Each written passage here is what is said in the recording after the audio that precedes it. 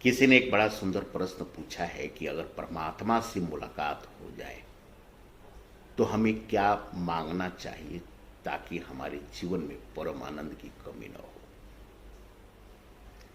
वैसे तो प्रश्न में ही उत्तर छुपा हुआ है, फिर भी मैं इसको एक प्रसंग के द्वारा, शिव पुराण के एक प्रसंग के द्वारा मैं इसको समझाने की कोशिश कर रहा हूं। यह उस समय की घटना है जब मां सती मानव शरीर में थी और अपने आदि स्वरूप को नहीं पहचान पाई थी। उस समय भगवान शिव को दैत्यराज तारकासुर का बेटा विद्युन्माली ने अपने रक्तदान के द्वारा प्रसन्न कर लिया और उनसे वरदान मांगा कि वे हमारे बॉडीगार्ड, अंगरक्षक, सेवक बन जाए। भगवान शिव भोले थे, भोले हैं और भोले ही रहेंगे। उन्होंने तथास्तु कहकर विद्युन्माली राक्षस का वे सेवक बन गए। जब सेवक बन गए तो माता सती भगवान शिव को ढूंढने लगी, वह दिखाई नहीं दे रहे थे। वे भगवान शिव के पास पहुंची और भगवान शिव से बोली कि आप यहां पे क्या कर रहे हैं। भगवान शिव बोले कि मैं तो अब इस राक्षस का सेवक हूं और इसके आदेश के बिना मैं कहीं नहीं जा सकता हूं। माता सती ने बोला कि हे स्वामी, आप तो त्रिकालदर्शी हैं, भूत भविष्य और भूत वर्तमान और भविष्य सबके बारे में जानते हैं। आपको इतनी तो खबर थी कि यह राक्षस आपसे क्या वरदान मांगेगा, फिर आप ऐसा अनुचित वरदान क्यों आपने दिया। भगवान शिव बोले, मैं तो वरदान देने के लिए हूं, उचित और अनुचित का निर्णय तो वरदान लेने वाला करता है।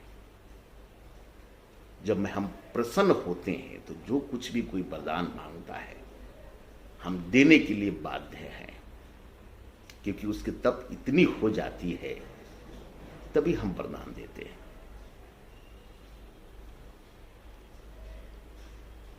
परंतु है तो अनुचित, मां सती ने बोला। भगवान बोले कि उचित और अनुचित कुछ नहीं होता है। इस जगत में जो भी घटना घटती है वह कोई न कोई उद्देश्य के कारण ही घटती है। किसी न किसी कारण से अस्तित्व के कुशल संचालन के लिए ही घटती है और इसमें भी कुछ न कुछ नियति का जो है भविष्य के गर्भ में छुपा हुआ है, जिसके कारण यह तारकासुर का बेटा हमसे ऐसा वरदान मांगा और हमने दिया। उचित अनुचित की निर्णय करना मेरा अधिकार नहीं है। मेरे लिए न कोई उचित है न कुछ अनुचित है। हां, अगर कोई निष्काम भाव से अगर कोई भक्ति करता है, जैसे मेरा नंदी निष्काम भाव से करता है, तो उसको शिव की प्राप्ति होती है। अद्भुत। अगर आप निष्काम भाव से कुछ करते हैं, भक्ति है, किसी के प्रति आपका समर्पण है, तो वह खुद आपको मिल जाता है। जिस तरह नंदी को भगवान शिव की ही प्राप्ति हो गई थी। और जो सकाम भक्ति करता है उसको शिव का केवल वरदान मिलता है। यह जीवन का अद्भुत ज्ञान है। हम अगर कुछ मांगते हैं, सकाम कर्म करते हैं, समाकाम भक्ति करते हैं, तो हमें वही मिलता है जो मिलना चाहिए। हमें श्रुत की प्राप्ति नहीं हो पाती है। परम की प्राप्ति नहीं हो पाती है।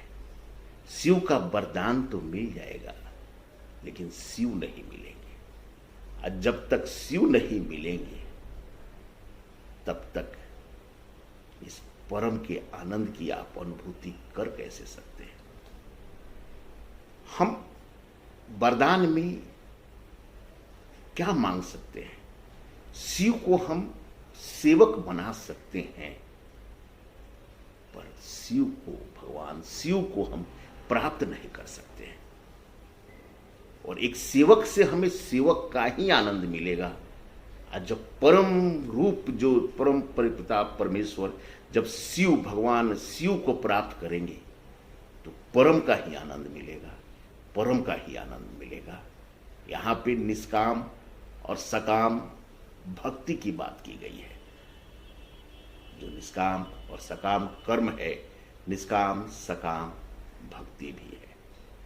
जो जिस भाव से करेगा, निष्काम भाव से करेगा, वह परम को प्राप्त करेगा।